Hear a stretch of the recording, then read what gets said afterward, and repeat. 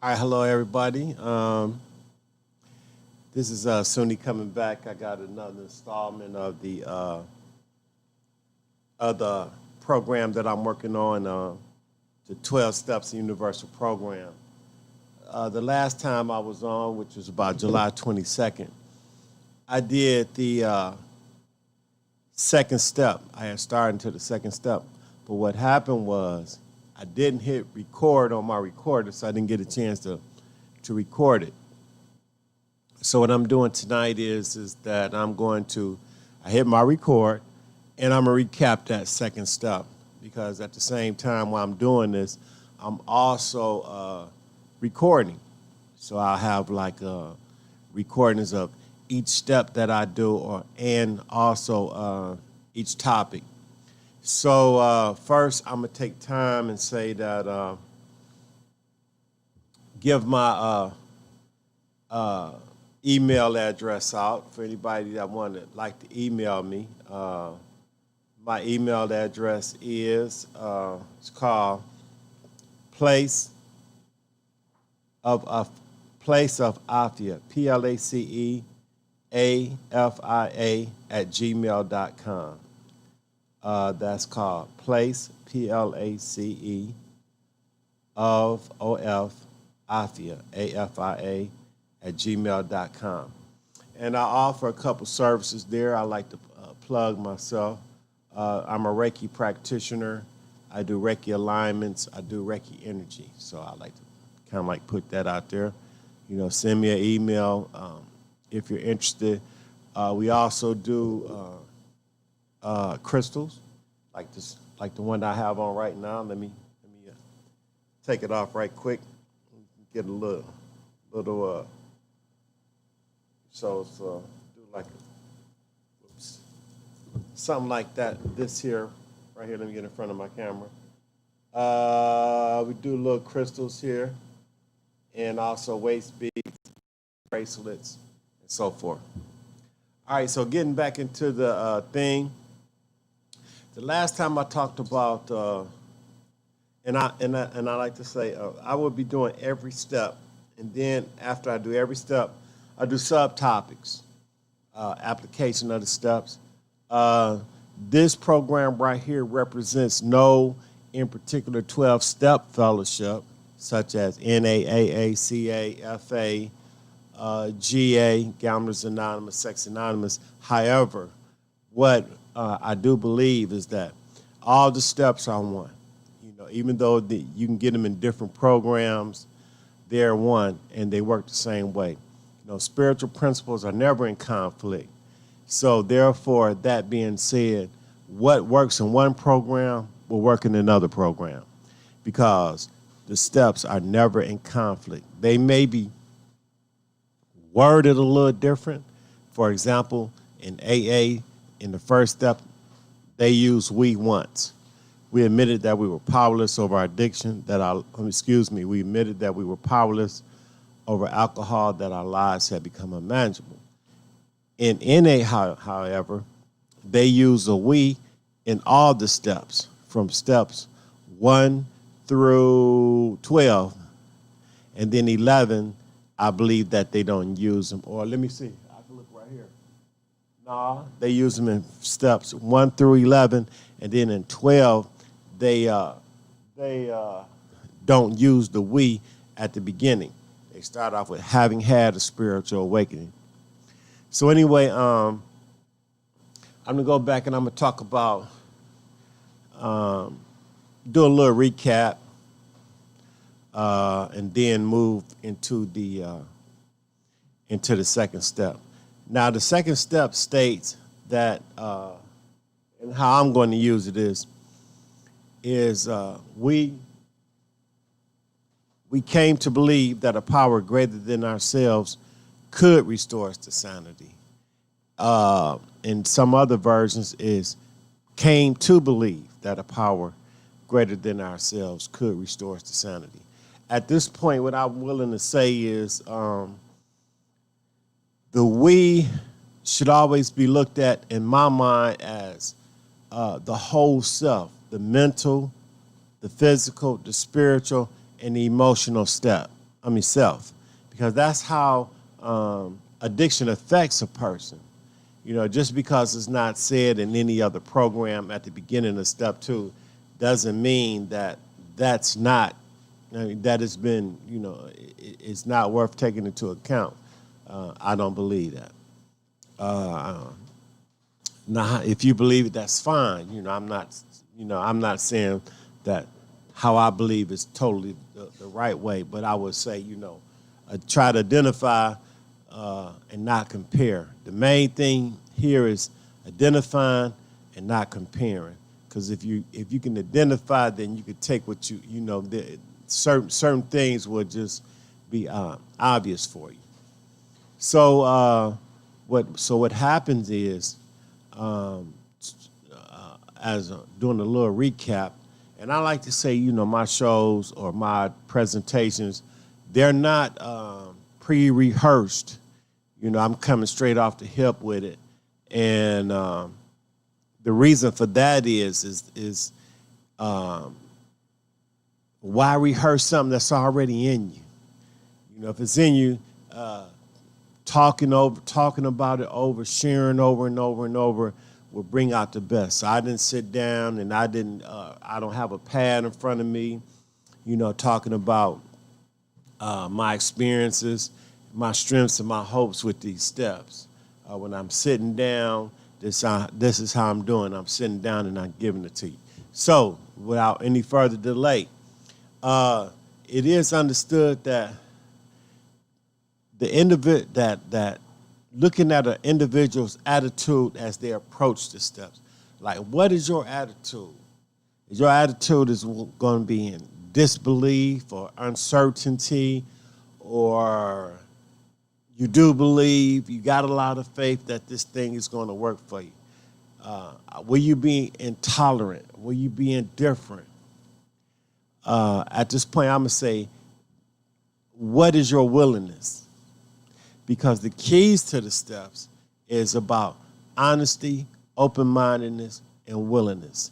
That's what will get you through the steps. That's what will get the individual through the step process and how the steps might work in their life. In one book it says, an attitude of intolerance or indifference towards spiritual principles could defeat us in our recovery. So I'll move on to say it is, if you got the willingness to move through the steps, if you can open your mind up a little bit about certain things, and your ability to be honest. And when I say honest, what I'm saying here, what I mean by honest is this: not just simply a mere admission of truth, but there's an admission, and then the second part of that would be the willingness to do whatever that situation dictate to apply the principles of the steps. That's what I mean. In step one says, we admitted, ED, that we were powerless over our addiction, that our lives had become unmanageable. And I'm using that particular version of the steps. It says we admitted that we were powerless, that our lives had become unmanageable. And what's that saying to me is that I'm looking at a situation that already happened concerning my addiction. And the primary, should I say, like where there's, for example, alcohol, the word I'm looking for, the primary,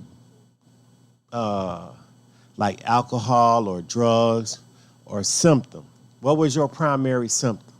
What was the symptom that brought you to your knees, that left you butt naked, took you out of denial that you had a problem? Was it alcohol? Was it drugs? Was it sex? Was it gambling? Was it spending? What was that primary symptom that brought you to your knees, where the loss was great, that you lost mentally, physically, spiritually, and emotionally? you had, and when I say a loss, it was a loss that you felt. It was a loss that maybe took you into a treatment program where you had to detox from that primary symptom. But what was behind the symptom was the emotion. I mean, was the addiction, was the addictive part of that symptom. So in step one, it says we admitted that we were powerless over our addiction, that our lives had become unmanageable. And so the addiction is the addiction. It's not talking about the primary symptom. And I stated those symptoms. So there's no need to go into that again. So what was your symptom? It suggested that the individual sit down and they write those last days that the symptom was active in their lives, and that symptom triggered the addiction, or the symptom triggered the addiction, and the individual suffered a great loss on all 4 levels. So that should be inventory. Yeah, write it down or record or whatever means that you can do to take a look at. And some suggest that it be the last, I would say, week or 2 before the individual ended up in a situation where they were in some type of a treatment facility, or they cold turkey, or whatever it is that they had to do to keep themselves, to experience the powerlessness. Because what the powerlessness in step one is hitting at is what it's saying is that no matter what I did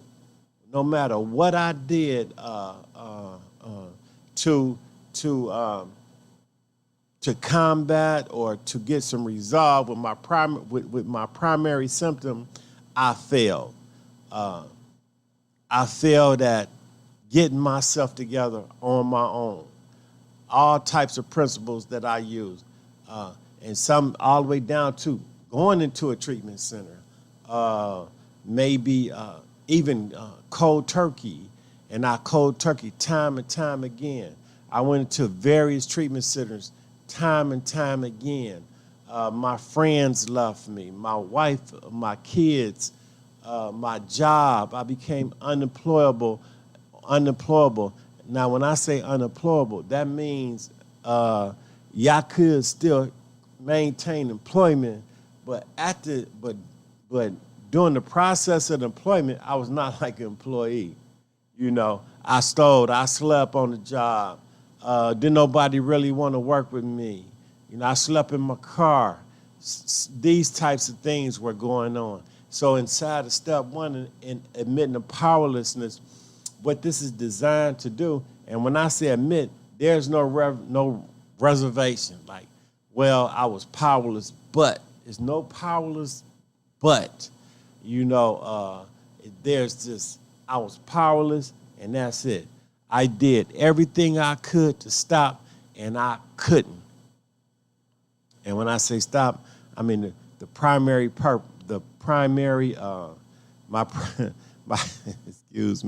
my primary symptom.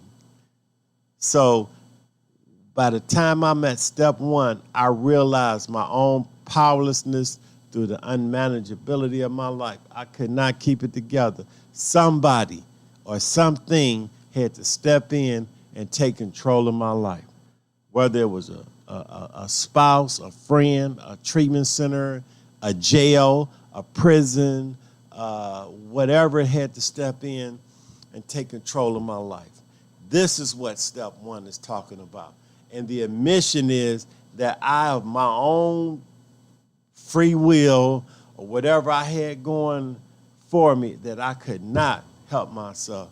This is what this first step is talking about. It's not saying I'm powerless over a drug or a symptom. It's not saying that. It's not only the symptom. It's my morals, my values that I had in place could not sustain me. That's what that step one is.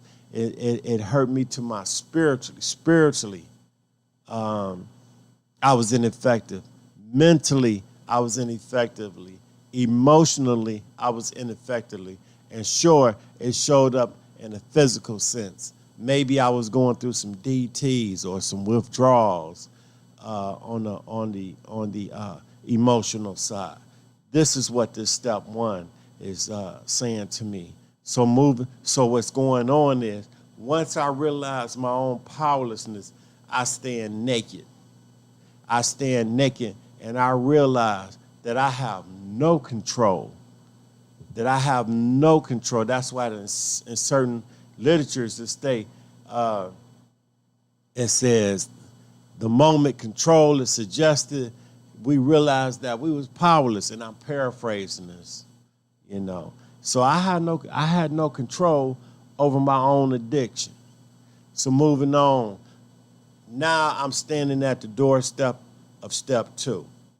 Because, now remember, in most material states that if I don't get step two, I'm not getting no recovery. Now, it's not saying that if I won't get clean.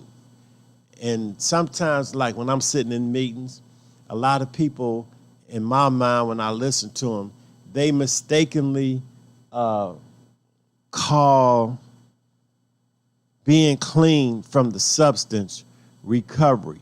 No, you have to set the stage for recovery.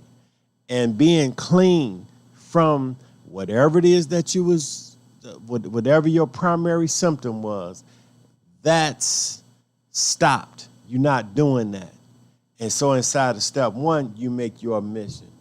By the time you hit step two, you're ready, you're open. And the key to this step is open-mindedness. So in step one, the key to that step is honesty, is not telling the truth, but telling the truth. And then with the second component, being ready. You are ready to do something different with your life. So moving on. By the time I'm at step two, I have made my honest admission. I'm ready. I realized that nothing that I had going on for me could help me with my disease. That my primary symptom or symptoms, because some of us have multiple symptoms, was totally in control of my whole life on all four levels: mentally, physically, spiritually, and emotionally. Let me turn around here. So anyway, moving on.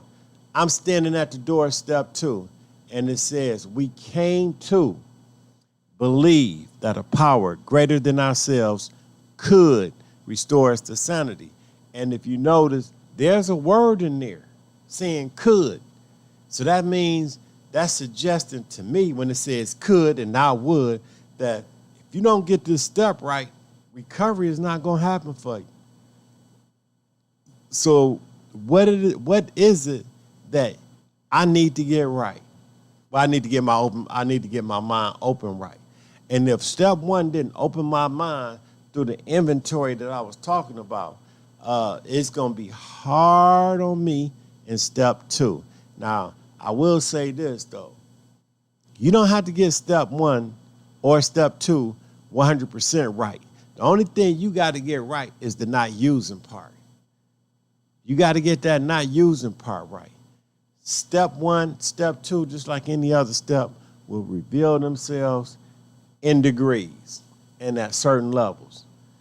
So what I'm saying is, when I'm hitting step two and I look at we came to, and I've heard a lot of little stories about that. We came to, and then we came to believe, and then the power greater than ourselves is God, and so forth. But what I'm saying is this, is that first I'm going to say, in my mind, this step is not about God. And I say why?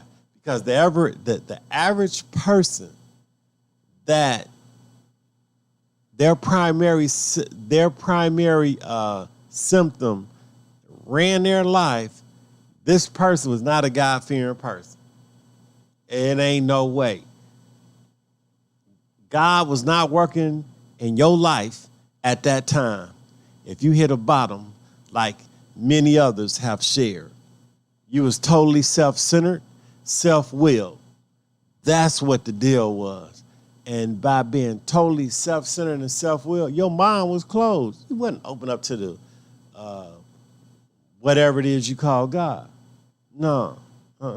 The principles that the individual used along, and let's go down these other powers, lying, manipulating, cheating, and I'm just going to use those because from lying, cheating, and manipulating, we can extract some other principles that's connected with those, and that's what the individual believed in. You know, in order to get another fix or another drink, didn't nobody pray to God talking about, hey God, hey look here, man, can you send me a bottle down? Can you help me get this bottle? You know, or I need you to help me get this fixed. It was no, I'm a rob somebody, I'm a steal from somebody. And that's what I mean when I say self-will. And if you can't identify with that, then you're going to really have a problem with step 2. You have to realize step 1 was about my own self-will, which was the component. Step 2 was, and by the time I finished with step 1, what I realized was that my own means, my own self-will could not help me. Could not help me at all. So that being said, when I get to step 2, as a result of my own actions, that's how I came to believe. I ain't came to believe because somebody quoted something, said something to me about some scriptures, or I stood up somewhere and gave a testimony. Don't happen like that. And it never will happen like that. What happened was my own experience showed me that I could not, me of myself, could not handle my own symptom. That's how I came to believe. And then what I said was, help me. I shouted out, please help me. Now, did God come into my life then? You know, I got filled with the Holy Ghost, or I made a mission or wrote something down.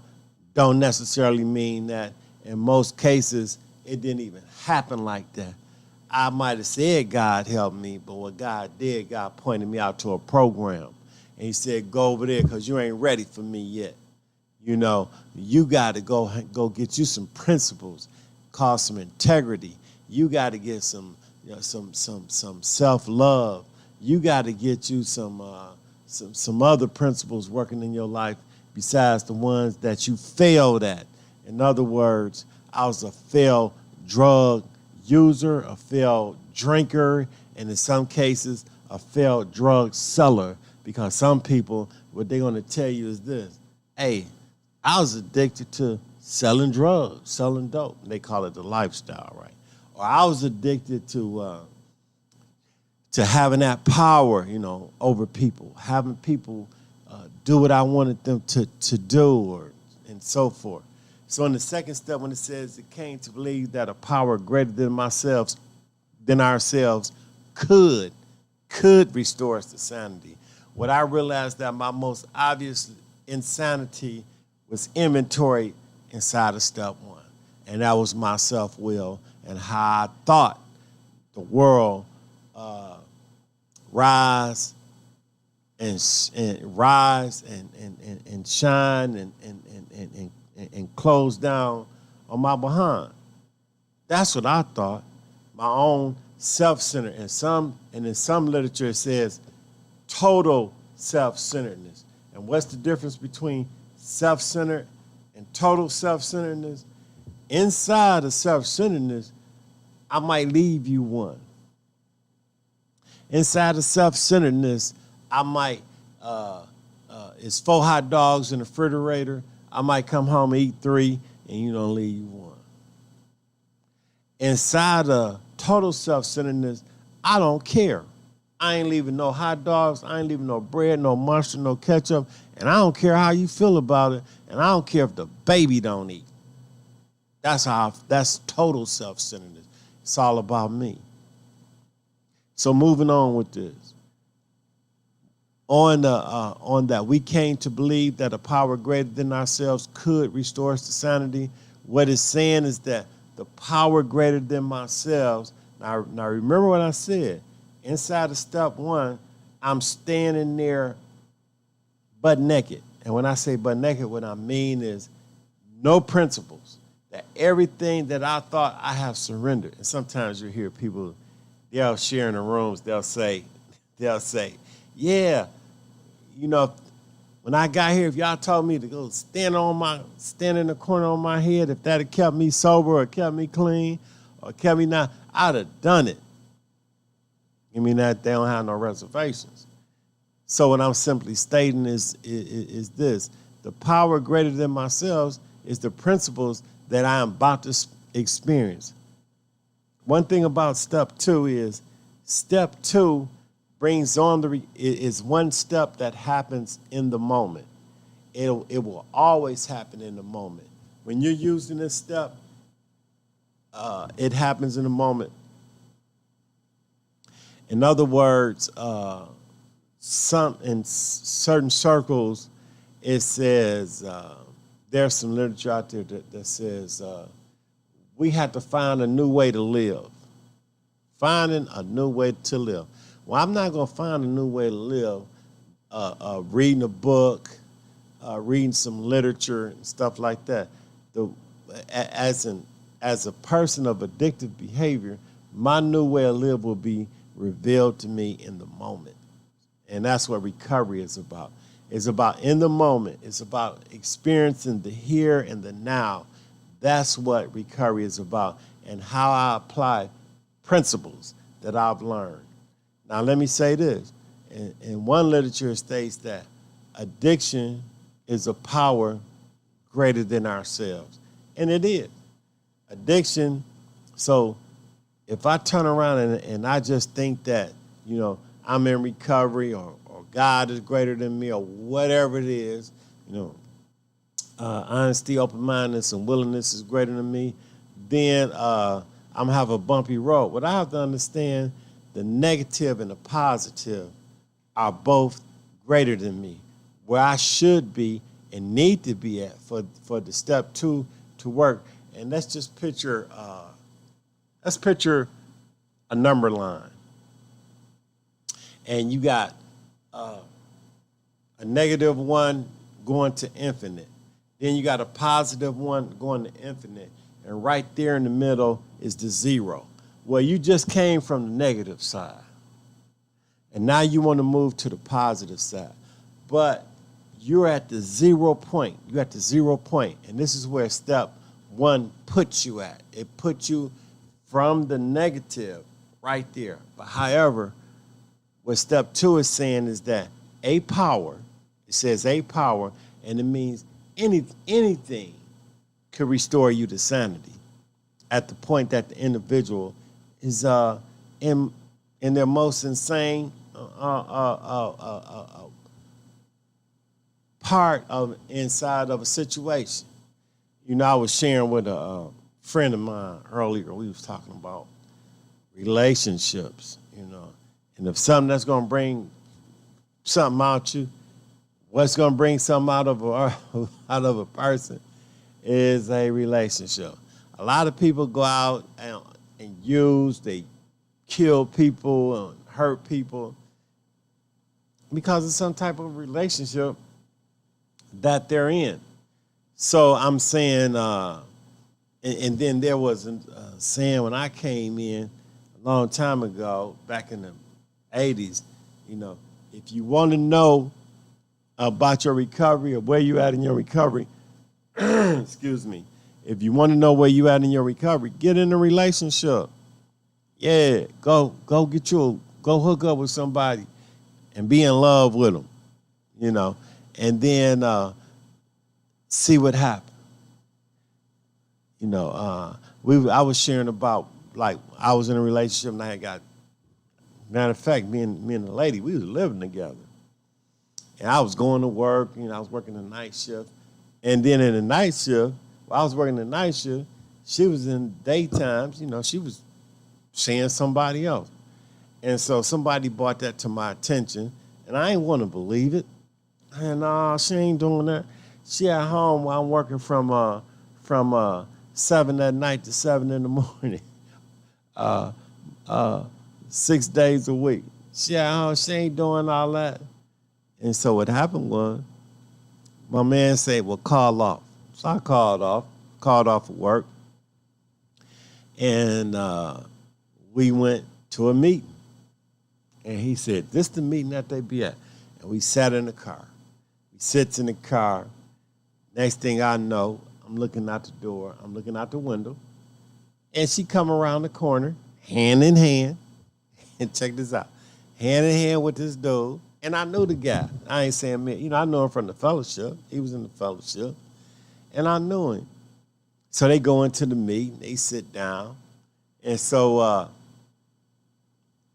I'm ready to, you know, I'm set. You know, I'm ready to do something now because my anger is kicking in. My anger is kicking in because I've been deceived, been lied to. And I'm ready to do something now. Plus my ego is hurt. So I got it all going on.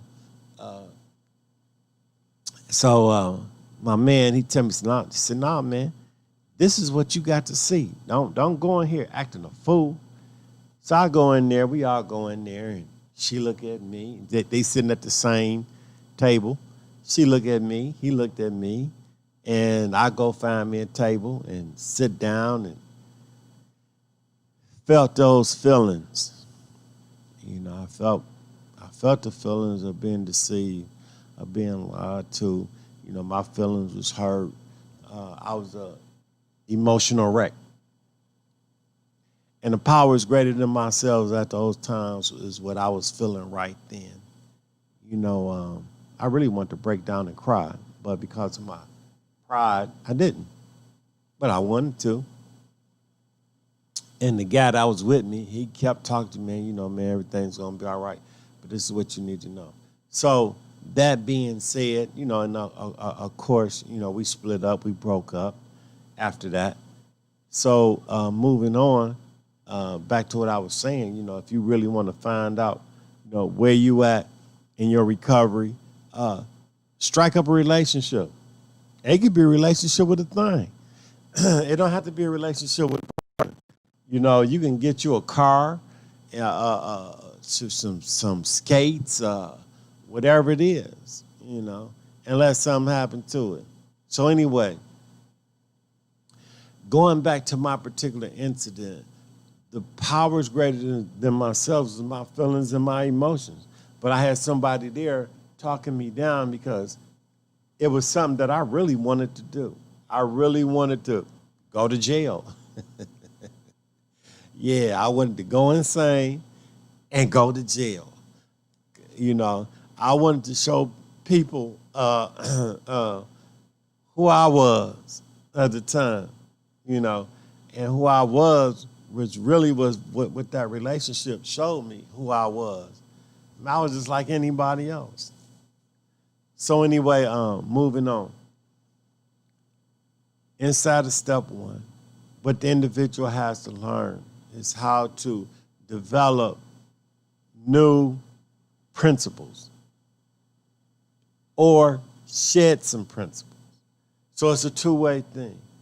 And that's why I believe when inside the second step it says, we came to believe that a power greater than ourselves could restore us to sanity.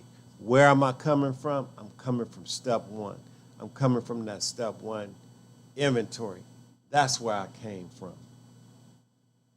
The could in that step is if I allow spiritual principles to come into my life to work at a particular time of when the situation is jumping off, when I'm mentally, physically, and emotionally tapped out. So, wait a minute, just a minute. Something's going on. Let me see what's happening. Hold up. All right. So anyway, yeah, I did something I shouldn't have did, but that's all right. I'm gonna keep moving on with the podcast. With the show. So anyway, step two, we came to believe that a power greater than ourselves could restore us to sanity. Is there the key to the step is open-mindedness. The next part of the step is how open am I willing to receive new teaching? How open am I willing to receive a new set of principles? That's what this thing is about. Now, I understand that it ain't going to come all at once. It's going to be touch and go. And at the same time, you know, this step is for the agnostic and the atheist. Because everybody ain't going to come in here believing in God like I think they should believe in God. No, that's not going to happen. Everybody ain't going to be coming in here talking about, you know, whatever. You know, in out of respect for, you know, people that deal inside religions, I'm not going to say anything but concerning religion, but this is not a religious step. This is like, it's not a religious program. This is a spiritual program based on spiritual principles. What I have to learn how to do is wield spiritual principles. That's what's going on with this thing, right? So anyway, and understand that any power, whether it's negative or positive, principle is greater than I am. However, I'm needing to get the lesson. So that being said, I'm gonna stop it right here, and I'm gonna come back with step 3. Yeah, I'm gonna come back with step 3 in a few days and see how this goes. So all right then, I just want to say again, my email address is Place of Afia, PLACEOFAFIA@gmail.com. Send me an email. Let me know how you like what I'm trying to do here, or let me know if you don't like it. Like I said, we do Reiki. We are Reiki practitioners. And also we do Kundalini work. We inside the Kundalini science. We do heart work. And so send us an email. Now my phone number is, wait a minute. My phone number is area code 313-310-5536. That's area code 313-310-5536.